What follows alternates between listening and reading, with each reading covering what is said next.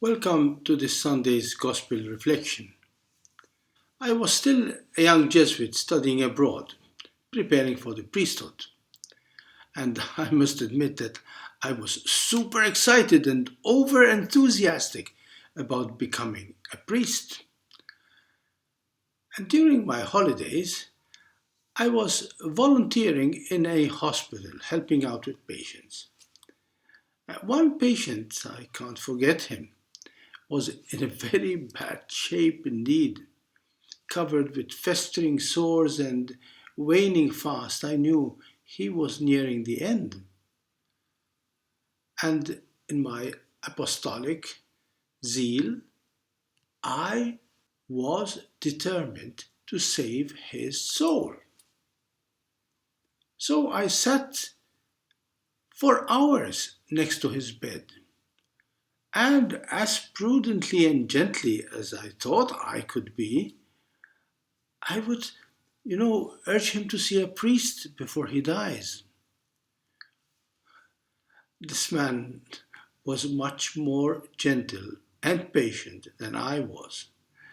But he too had limits, and at one point he told me, "May I ask you a favor?"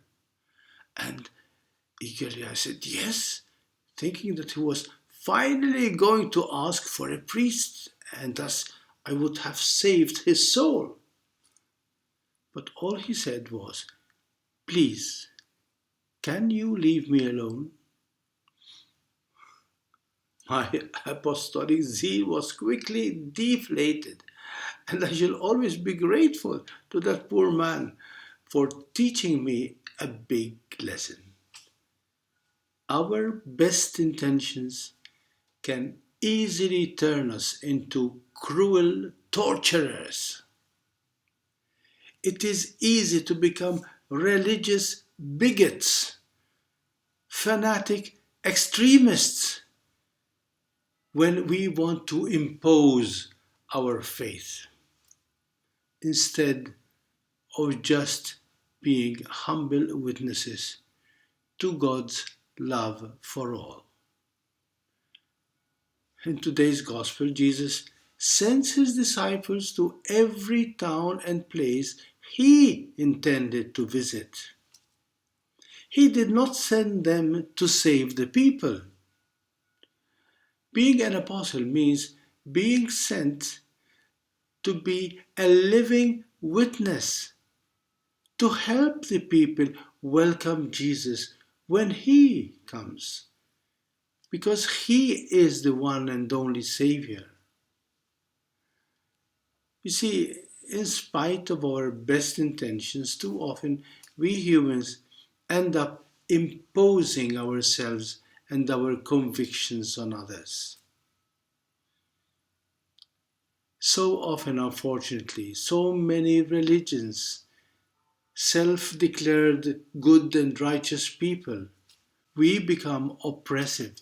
We become self-imposing. In the name of God, we just promote our power, our beliefs, our institutions, our churches. It's all about us and not at all about God.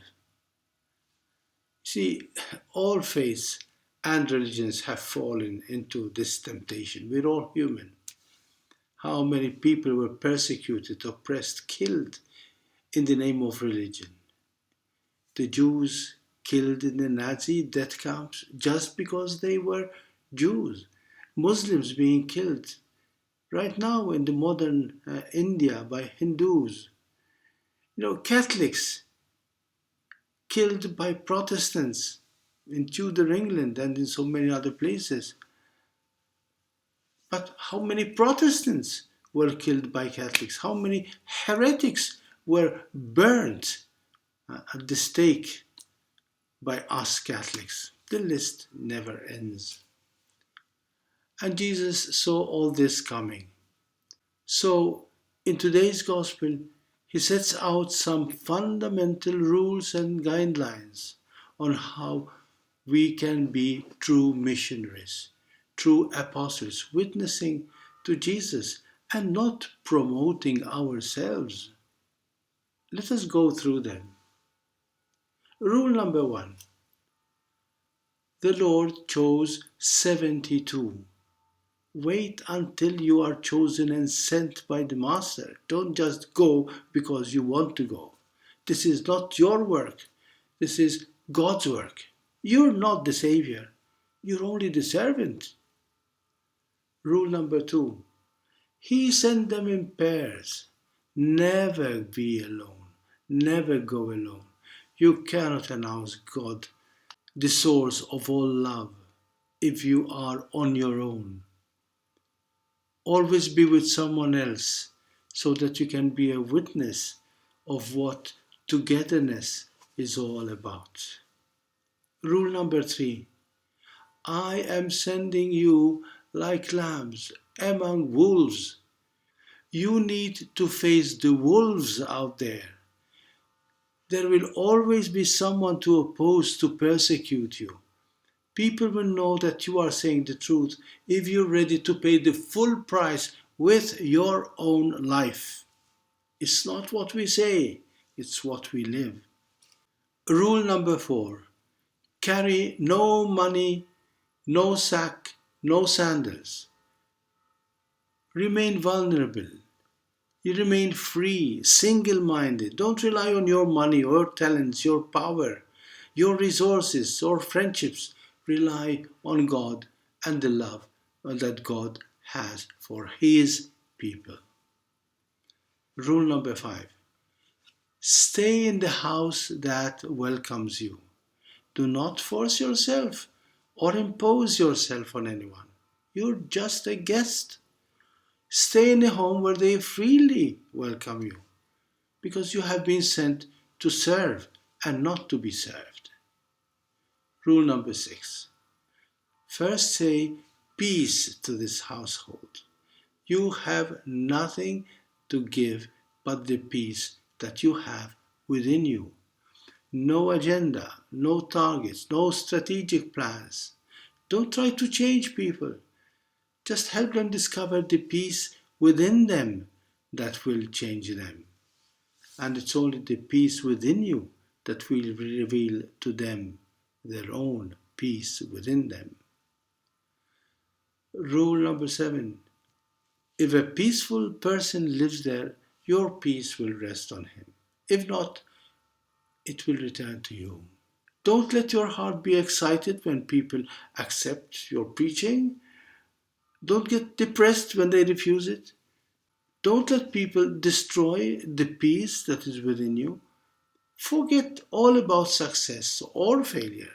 What matters is not what happens between you and them. What matters is what happens between them and God. Rule number 8. Stay in the same house. Eat and drink what is offered to you.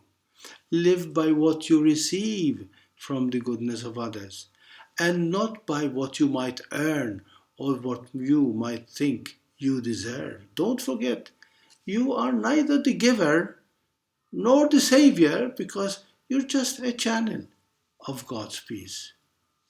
You need to be saved yourself just as much as those to whom you are sent. And you will experience peace if you open your heart to God's own peace and serenity within you. So take the risk to share it gently, generously, freely with those around you. Yes, let us rejoice, because right in our poverty, Jesus is calling each one of us to be yet another humble apostle. And that means accompanying a suffering person for his or her own sake, on his and her own terms, without imposing our own plans for that poor man's salvation. God bless you and thank you.